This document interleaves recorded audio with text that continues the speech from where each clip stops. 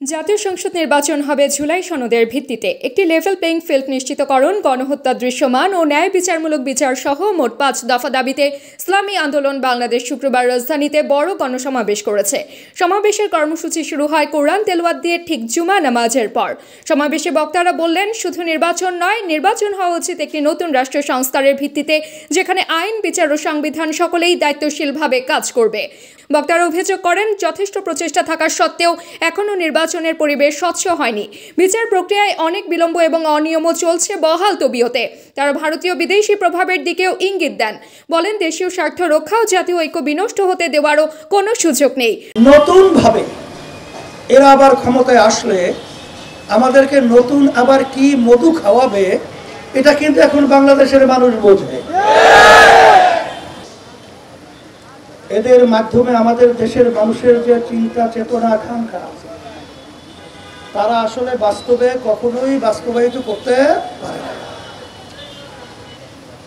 2024 জুলাই এবং 5ই আগস্টের অভ্যুত্থানের পরে এখন যে বাংলাদেশে ক্ষেত্র তৈরি হয়েছে, সেই ক্ষেত্রটা হলো ইসলামের পক্ষের ক্ষেত্র।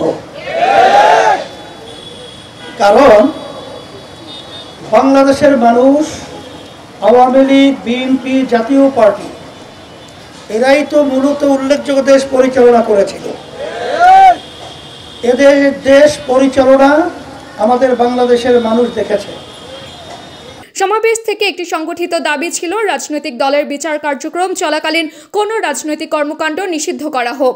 বক্তারা বলেন, যেখানে বিচার চলছেই সেখানে রাজনৈতিক প্রভাব ও হস্তক্ষেপ থাকবে, এটা গ্রহণযোগ্য নয়। হত্যাকারীদের বিচার এমনভাবে হোক যেন জনগণ বিশ্বাস করতে পারে যে শোক প্রকাশ কখনো নিষ্প্রভ বা তরল নয়। শুধু রাজনীতি নয়, নির্দিষ্ট সিদ্ধান্ত, সাজা, উত্তরদায়িত্ব প্রয়োজন, দাবি তাদের। পর্যবেক্ষকরা বলছেন, এই দাবিগুলো দেওয়া হচ্ছে এমন সময় যখন দেশ নির্বাচন ও রাজনৈতিক রূপান্তরের শুরুতে দাঁড়িয়ে আছে।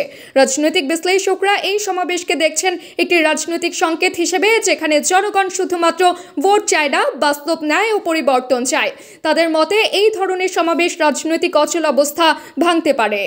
এখন যারা দেশ 53 বছর পরিচালনা করে আমাদেরকে যে উপহার দিয়েছে, নতুন ভাবে এরা আবার ক্ষমতায় আসলে আমাদেরকে নতুন আবার কি মধু খাওয়াবে, এটা কিন্তু এখন বাংলাদেশের মানুষ বোঝে। এর জন্যই পরিবর্তন দরকার, আছে না নাই?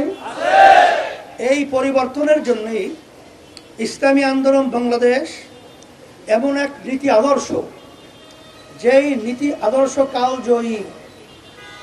বিজাতি বলেন, অন্য ধর্মাবলম্বী বলেন, এক কথায় আমার সম্মানিত মা বোনদের কথাই বলেন, ব্যবসায়ী ভাইদের কথা বলেন, আমার শ্রমজীবী বাজানদের কথা বলেন, সর্বশ্রেণীর ব্যাপারে একমাত্র সাম্য, মানবিক মর্যাদা, ন্যায় বিচার প্রতিষ্ঠা, এই নীতি আদর্শ নিশ্চিত করেছে। তার নাম হলো ইসলাম।